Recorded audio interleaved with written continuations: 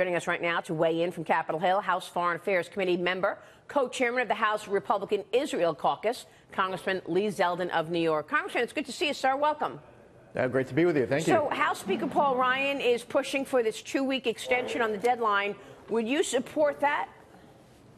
Well, I mean, there are a lot of discussions that are going right now as far as the strategy, because it's a 2-week CR and there's a lot of priorities. We have to fund the government for the rest of the year. So, you know, I'm looking forward to, over the course of the day, seeing what the strategy is for the next 2 weeks, but also beyond that for the rest of the fiscal year. So depending on the game plan, we'll go from there. But let me ask you this, because I know that we've been talking about these budget caps. You need to remove these budget caps in order to increase defense spending. General Jack Keane joins us all the time and talks about the fact that the military, we have an aging fleet on a number of areas. Would you support removing those budget caps to increase defense spending? It's really important, and here's why. During the Obama administration, for years, we didn't just have a setback on the personnel front, where troop strength was continually getting reduced, but also on the equipment level, we fell behind on maintenance. We have all sorts of, across the branches, all sorts of equipment that we really need to catch up on. So for us to be able to make up for all the negative impacts of 2 terms of Barack Obama, it's going to be critical for us as quickly as possible to get this done. So it's actually, it really is imperative from the readiness standpoint. Don? Sure. Look, one question, my concern is how are we going to increase spending when we are getting ready to reduce revenue significantly? I know there's the idea that we're going to expand revenue as a result of the stimulus that's generated by the tax cuts. But assuming the tax cuts get through, how are we going to allocate without significantly going against the deficit ceiling? Well, first off, I completely agree that it's absolutely essential that we are reducing spending as you look at a 10-year window to be able to afford to do everything that we need to do. Now, where you're able to grow the economy and increase GDP, create new jobs, increase consumer spending, and get all of these numbers up where the economy is growing faster than government is, it helps you when you have more people here in our country working and there's wage growth. So, you know, from the economic standpoint, that's critical. From the spending standpoint, we have to look at the mandatory spending side of the ledger, and it's an uncomfortable conversation. You know, if I said right now, I'll say right now on air, I'm 37 years old. I'm in favor of waiting longer to collect Social Security. Now, me saying that on air will mean that my political opposition will then send a mailer out to an 85-year-old senior in my district saying that, you know, that he just proposed to, you know, change Social Security as we know it. Or if I supported a reform to Medicare, they would tell that 85-year-old senior he supports, you know, ending Medicare as we know it, even though that's just factually and completely dishonest. So, yeah, and even as it relates to the Department of Defense, when I was in Iraq, they were building the dining facility. They built it in the wrong place. Rains came. It flooded out. They had to build a whole new dining facility a few hundred feet away from where they originally built it.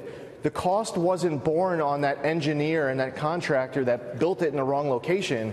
It was the United States taxpayer. We just double paid for the same project, even though it wasn't the United States taxpayer responsible. It was for that contractor. So even in the Department of Defense as well, we have to work on making it more efficient. But we have to look at the mandatory spending side of the ledger. But Congress has indicated clearly over the past 2 decades, especially these last 9 years, an unwillingness to tackle entitlements. And as a government, we have been unwilling to hold our contractors accountable. I'm in the real estate development business, and I can assure you if a contractor built a building in the wrong location, they'd pay for it. It would never happen. But if it did happen or they make a mistake in my business, the contractor pays for it. But in our government's business, it's always borne by the government because there's not a willingness and an accountability level to hold our contractors accountable. And there's zero willingness on the Democratic caucus side to cut entitlements. Oh, yeah, totally. Yeah. And it even came up during the presidential campaign. If you remember, you know, you had candidate Donald Trump, candidate Hillary Clinton debating this issue. They basically both indicated, you know, that to a certain extent, these issues are going to be off the table if they were elected.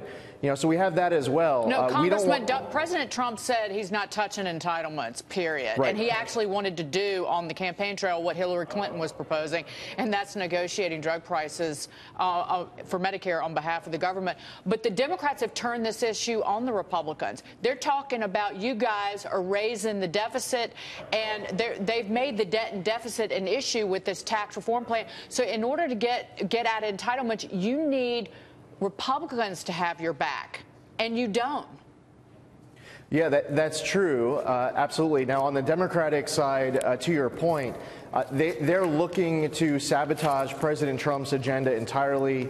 It's about Nancy Pelosi wanting to become Speaker Pelosi and Chuck Schumer wanting to become Majority Leader. So they won't get to yes no matter how right you get any particular issue. I think that is absolutely the key point. I mean, this is sour grapes coming off of a massive Republican victory on tax reform.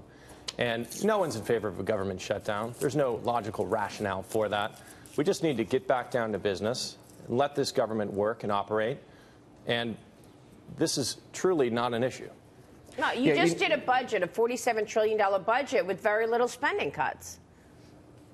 Well, right, and it's really important for the American public to demand it, because when you're talking about a spending cut, when you actually get into the weeds, they all have constituencies attached to it. And it's also very easy to message some of these issues for a political advantage, and you have people who are trying to get reelected. Most importantly, it's about having a gavel in their hand. Most importantly, that's their top priority, and they fear that by taking a risky position that may not even get over the finish line, that they're putting their chin out there and they're going to lose to their political counterparts. For me, if I could cast one vote right now, I'm doing this interview about 50 feet from a location on the House floor that I could put my voting card in a machine and cast a vote for a bill. If I could cast a vote right now that would fix this issue, even if it would guarantee that I would not get reelected, I would happily do it in a moment, because that's what we signed up for. But you have a whole lot of people who are here, and by the way, there are people on both sides of the aisle who serve, and they don't want to cast a vote that's going to guarantee that they're not going to be here anymore. Well, look, we're focused on it. We're going to keep watching it and keep bringing it up in terms of this $20 trillion debt, which we understand was doubled under the Obama administration, 10 to 20.